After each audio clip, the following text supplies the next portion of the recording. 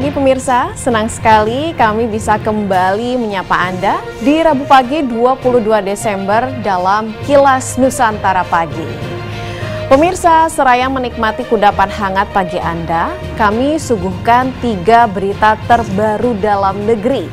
Dengan berita utama terkait kebijakan terbaru untuk mengantisipasi periode sebelum dan sesudah Natal 2021 dan Tahun Baru 2022. Aturan tersebut telah disahkan oleh Menteri Koordinator Bidang Pembangunan Manusia dan Kebudayaan Muhadjir Effendi seiring dengan penyelenggaraan Operasi Lilin yang dilaksanakan mulai 24 Desember 2021 hingga 2 Januari 2022. Berita kedua, kita akan menengok cara petani Bangka berbudidaya buah alpukat roro yang kini menjadi buah unggulan di Bangka Belitung.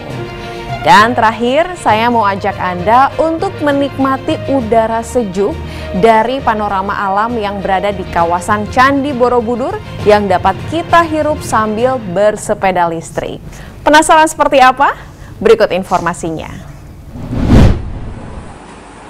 Menteri Koordinator Bidang Pembangunan Manusia dan Kebudayaan Muhadjir Effendi Selasa 21 Februari menyampaikan bahwa pemerintah akan menerbitkan aturan atau kebijakan yang diperlukan untuk mengantisipasi periode sebelum dan sesudah Natal 2021 dan Tahun Baru 2022. Dijelaskannya contohnya yakni dengan dikeluarkannya surat edaran Mendagri untuk penerapan dan penegakan Peduli Lindungi. Upaya lain yang akan dilakukan adalah penyelenggaraan Operasi Lilin yang akan dilaksanakan pada 24 Desember 2021 hingga 2 Januari 2022. Selain itu, juga akan dilaksanakan penambahan jumlah petugas untuk mengantisipasi dampak pergerakan masyarakat di semua area seperti mal, restoran, termasuk jalan tol dan tempat-tempat wisata. Belum dan sesudah periode Natal Tahun Baru. Contohnya akan dikeluarkan surat edaran Mendagri untuk penerapan dan penegakan Peduli Lindungi. Operasi Lilin akan dilaksanakan pada tanggal 24 Desember 2021 sampai dengan tanggal 2 Januari 2022. Menko PMK menambahkan, kementerian dan lembaga terkait akan mempercepat proses pemeriksaan dan mengurangi waktu tunggu hasil tes PCR di pintu-pintu masuk kedatangan internasional. Seperti diketahui, berdasarkan instruksi Mendagri nomor 6 tahun 2021, libur Natal dan Tahun Baru, pemerintah memutuskan untuk tidak melakukan penyekatan perjalanan. Tetapi pemerintah mengeluarkan kebijakan yang lebih proporsional sesuai level PPKM di masing-masing daerah. Dari Jakarta, Fajar Ilham, Kantor Berita Antara mewartakan.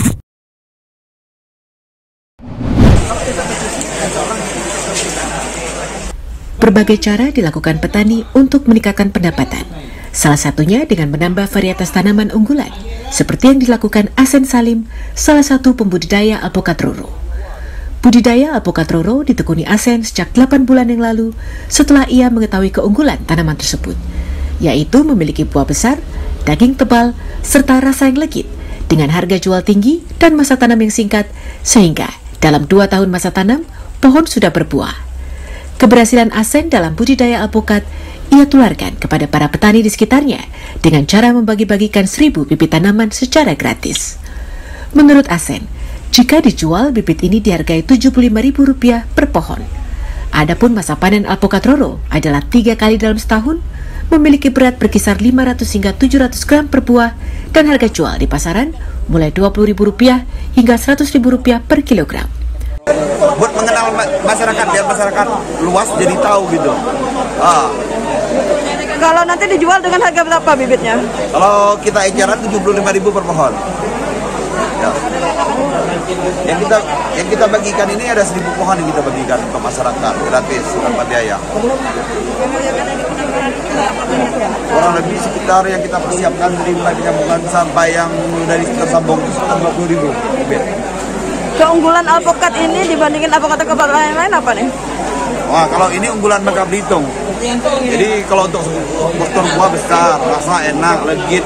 Menurut Gubernur Bangka Belitung, budidaya alpukat roro merupakan salah satu upaya petani dalam mempertahankan dan meningkatkan nilai tukar petani atau NTP. NTP petani ini dari bulan ke bulan memang di provinsi kita ini naik terus. Angkanya itu berkisar antara 2,5 sampai 2,9. Nah, kita bersyukur NTP ini naik dan kita harus pertahankan ini. Makanya upaya mempertahankan ini kita harus terus berkreasi. Berkreasinya seperti apa? Dengan menanam jenis komoditi, dengan memperluas lahan tanam.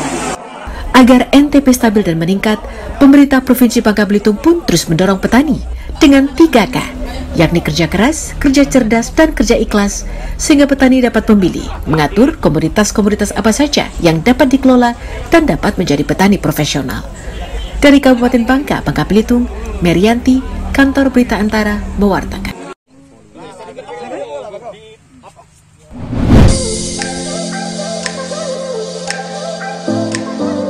Potensi wisata di kawasan super prioritas Candi Borobudur, Kabupaten Magelang, Jawa Tengah tak terelakkan lagi. Selain menawarkan nilai sejarah dan budaya, panorama menawan yang alami dibalut indahnya perbukitan menoreh dapat dijadikan jalur sepeda, khususnya sepeda listrik. Berlokasi 5 km dari Candi Borobudur, Balai Ekonomi Desa Balkondes PLN Ngadiharjo menawarkan paket wisata berkeliling desa dengan sepeda listrik. Pemandangan perdesaan nan asri dan indah dengan latar belakang perbukitan menoreh menjadi daya tarik wisatawan. Selain pemandangan yang mempesona hati, sepeda listrik dapat dijadikan pilihan bagi wisatawan yang ingin berolahraga santai dan ringan.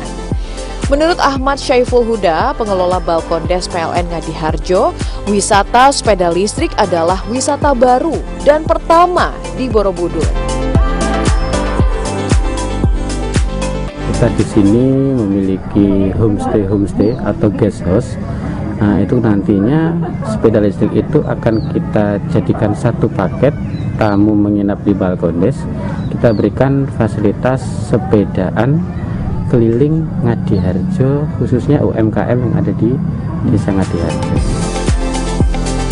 Menaiki sepeda listrik menjadi sensasi bagi para wisatawan karena merupakan pengalaman pertamanya.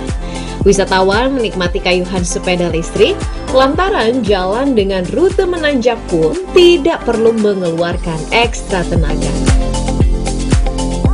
Kalau naik sepeda listrik kita bisa sekalian olahraga juga, bisa tambah sehat, kita bisa santai, sama lebih enjoy aja sih, Mas. View-nya bagus banget. Dikelilingi perbukitan menoreh ya, di sekitar sini itu beda sama di kota-kota. Udaranya sejuk, pemandangannya juga wah keren. Balkondes memanfaatkan 10 unit sepeda listrik bantuan program PLN Peduli untuk dikemas sebagai paket wisata bagi wisatawan yang menginap di homestay. Tidak hanya menikmati keindahan alam, wisatawan juga diajak untuk berkunjung ke rumah produksi usaha mikro kecil menengah UMKM Desa Ngadiharjo. Bagi pelaku UMKM, paket wisata sepeda listrik ini mendongkrak penjualan produk UMKM asli Desa Ngadiharjo. Memang adanya kunjungan seperti itu sangat diperlukan karena bisa mengenalkan keberadaan kita ke orang lain begitu. Syukur-syukur nanti juga dari teman-teman wisatawan itu tertarik dengan produk kita. Nah, disitulah kita bisa menjual dan memperkenalkan produk kita. Setelah lelah berkeliling jalan-jalan desa, Balkondes yang dibangun dengan dana CSR PLN ini juga menawarkan menu kuliner khas desa yakni mie entok dengan cita rasa khas daging itik yang menggoyang lidah para wisatawan. Dari Kabupaten Magelang, Jawa Tengah, Firman Eko Handi, Kantor Berita Antara, mewartakan.